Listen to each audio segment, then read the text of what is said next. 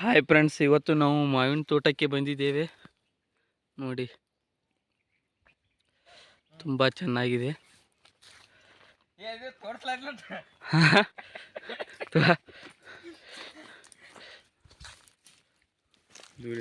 ಇಲ್ಲಿ ಹುಡುಗ ತುಡುಗ ಮಾಡಕ್ ಬಂದಿದೆ.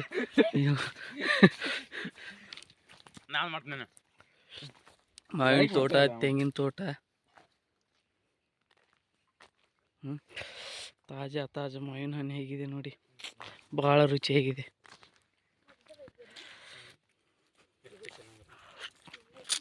ಆಹಾ,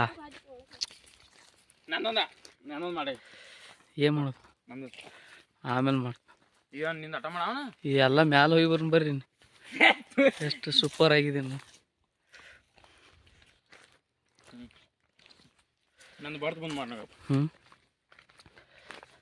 ಇದು ಒಂದು 100 ಎಕರೆಯಲ್ಲಿದೆ ಎಲ್ಲ ಕೂಡಿ.